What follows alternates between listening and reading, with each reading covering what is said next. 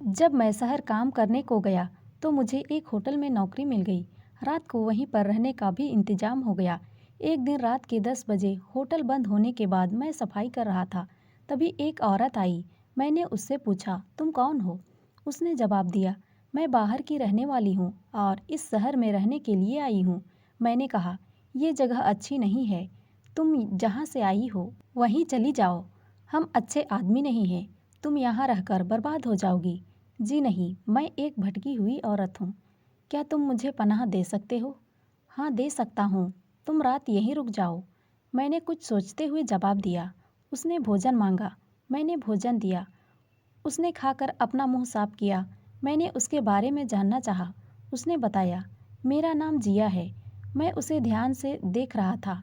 वह बड़ी खूबसूरत और जवान लग रही थी। उसने मुझसे पूछा, क्या तुम मुझसे शादी करोगे? मैंने हाँ में अपना सिर हिलाया। कुछ समय और बीत गया। रात के 12 बज रहे थे। होटल पर मौजूद लोग अपने घर चले गए थे। मैंने अपना बिस्तर संभाला। वह मेरे पास आकर बैठ गई। वह दूधिया रंग की गोरी चिट्टी थी। मैं भी अकेले जिंदगी जीते जीते तंग आ गया था। इसीलिए मुझे औरत की ज़रूरत सता रही थी। होटल का शटर बंद हो चुका था। इक्का दुक्का वाहन भी सड़क पर गुजर रहे थे। जब वह मेरे पास बैठी तो मेरे शरीर में हलचल मच गई। मैंने उसे अपने पास खींचा। उसने कोई विरोध नहीं जताया, बल्कि वह खुद मुझसे लिपट गई। इतनी जल्दी ही सब कुछ हो जाएगा, ये सोचा तक नहीं था। मैंने उसे अपने बाहों में भर लिया।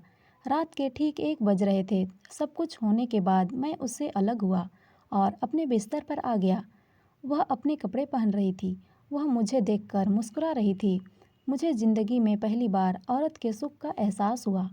दूसरे दिन मैंने उसे चाय नाश्ता कराया और उसको अपने पास रखने के लिए एक किराए का मकान तलाश करने चल पड़ा। लेकिन कहीं पर भी किराए का मकान नहीं मिल सका। शाम के 6 बज गए थे। मैं एक फैक्ट्री के पास से निकल रहा था कि अचानक एक आदमी ने आवाज़ दी, भाई, क्या तुम मेरे यहाँ चौकीदारी करोगे? मैं तैयार हो गया। मैंने सोचा, दिन भर होटल में काम करूँगा और रात में यहाँ चौकीदारी करूँगा। मैं रात की चौकीदारी के लिए वहीं रुक गया। रात भर चौकीदारी करता रहा। मुझे उसकी याद आती रही और अगले दिन सुबह मैं वहाँ से चला गया। सुबह जब मैं होटल पर पहुँचा तब क्या देखता हूँ कि वह मुँह फुलाए बैठी है और मुझसे शिकायत करने लगी। ए जनाब, तुम कहाँ गायब हो गए थे? नहीं करनी शादी तो वैसे ही चलने दो। देखो, मैं तुम्हारे लिए मकान तलाश करने गया था, लेकिन मकान नहीं मिल सका। वह मेरी बात मानने को तैयार ही नहीं हुई और मुझे भला बुरा कहने लगी। मैं अपना सिर पकड़कर बैठ गया। घंटे भर बाद वह खुद मेरे पास आई और कहने लगी, मकान मिल जाएगा, लेकिन तुम मुझे इस तरह छोड़कर मत जाया करो। ज़माना बड़ा ख़राब है। ठीक है, अब आगे से ऐसा नहीं होगा। 2-4 दिन बड़े आराम से कटे। वह उस काम में मेरा सहयोग देने लगी। मैं रात को होटल छोड़कर चौकीदारी के लिए निकल जाता था। एक दिन वह मेरा हाथ पकड़कर कहने लगी कि आज रात को जल्दी आओगे ना? मैं जल्दी लौटने का वादा करके निकल गया। फिर रात को आकर उसके पास सो गया। एक बार मैं बैठा बैठा चाय नाश्ता कर रहा था। तभी एक आदमी मेरे पास आया और बोला, अरे रमन। मैंने कहा, क्या है? इस औरत को तुम छोड़ दो। अरे भाई, मैं इस औरत को कैसे छोड़ दूँ? मैंने ऐतराज़ जताया। वह बोलने लगा, मैं इसके साथ घर बसाना चाहता हूँ। यह सुनकर मुझे हैरानी हुई। फिर सोचा, इसको घर मिल जाएगा और घर भी बस जाएगा। पर मैं यह नहीं जानता था कि मैं किसी साजिश का शिकार हो रहा हूँ। मैंने उसे उठाया और टैक्सी में वह अपने साथ ले गया। खैर, मैंने समझा कि कोई मुसीबत मुझसे छूट गई है। पर मेरा दिन भर काम में मन नहीं लगा। फिर भी मन मारकर काम करता रहा। रात के 10 बज रहे थे। मैं बिस्तर पर चला गया, लेकिन नींद नहीं आ रही थी। रात भर बेचैनी रही। सुबह उठकर नहाया और होटल पर चला आया। लापरवाही के चलते फैक्ट्री की चौकीदारी छूट चुकी थी। सुबह के 10 बज रहे थे कि जिया रोती बिलखती आई। मैंने पूछा, तुम रो क्यों रही हो? तुम भी किसी के साथ भेज देते हो। उसने और 2 आदमियों ने मिलकर मेरे साथ बलात्कार किया और सुबह गाड़ी में बैठा दिया। मैंने बोला, वह तो बोल रहा था कि वो घर बसाना चाहता है। क्या घर बसाए, उसके पास तो रहने के लिए किराए का कमरा भी नहीं है। उसे मैं जान से मार डालूंगी। खैर तुम वापस आ गई, उसको बाद में देख लेंगे। हमारा दिन भर आपस में मनमुटाव रहा। वह खाना खाकर सो गई।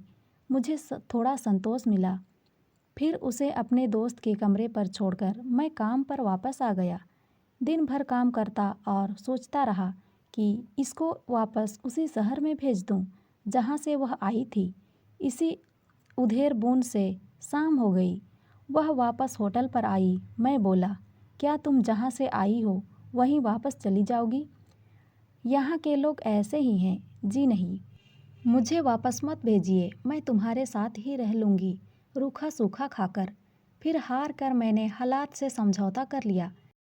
2-4 दिन अच्छे से निकले। एक बार फिर हमको किराए का मकान मिल गया। हम खुशी खुशी वहाँ रहने के लिए चले गए। लेकिन यह मेरा भ्रम निकला। एक दिन तो हमने उस मकान में गुजारा कर दूसरे दिन वह गायब हो गई। मैं दिन भर उसे तलाश करता रहा, लेकिन वह नज़र नहीं आई। दूसरे दिन जब मैं होटल पर काम कर रहा था कि अचानक वह मेरे सामने आ गई। मैंने पूछा, कहाँ थी तुम रात भर? मैं एक आदमी के साथ थी। वह आदमी तुमसे बात करेगा। मैं उसके साथ रहने के लिए तैयार हूँ। मैं अपना सिर पीट लिया, फिर भी अपने आप को संभाला और बोला, ठीक है, तुम उसके साथ चली जाओ अपना सामान लेकर, फिर मेरे पास कभी मत आना। मैं और वह दिन भर उस आदमी का इंतज़ार करते रहे, लेकिन वह आदमी नहीं आया।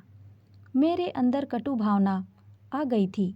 मैंने उससे बात करना बंद कर दिया, लेकिन फिर अंदर एक दया भाव आ गया था कि बेचारी जाएगी कहाँ। एक बार वह रात को उठकर रोने लगी। मैंने पूछा, क्या हुआ जिया, तुम रो क्यों रही हो? जी मुझे मेरे बच्चे याद आ रहे हैं जो ससुराल वालों ने छीन लिए। इतना कहकर वह फिर से रोने लगी। मैंने तय कर लिया कि अब इसको अपने पास नहीं रखूँगा। आखिरकार थक हार कर होटल के मालिक से 2000 रुपये लिए और उसको बस में बिठा दिया। उसने कई बार कहा कि तुम भी मेरे साथ चलो, लेकिन मैंने मना कर दिया। अचानक कंडक्टर ने सीटी बजा दी। मन मार कर मैं बस के नीचे उतर आया। बस वहाँ से चली गई। जब तक वह मेरे सामने से ओझल नहीं हुई, तब तक मैं उसे देखते रहा। तो दोस्तों, ये कहानी आपको कैसी लगी कमेंट में ज़रूर बताएं और अच्छी लगी हो तो लाइक शेयर और सब्सक्राइब ज़रूर करें। धन्यवाद।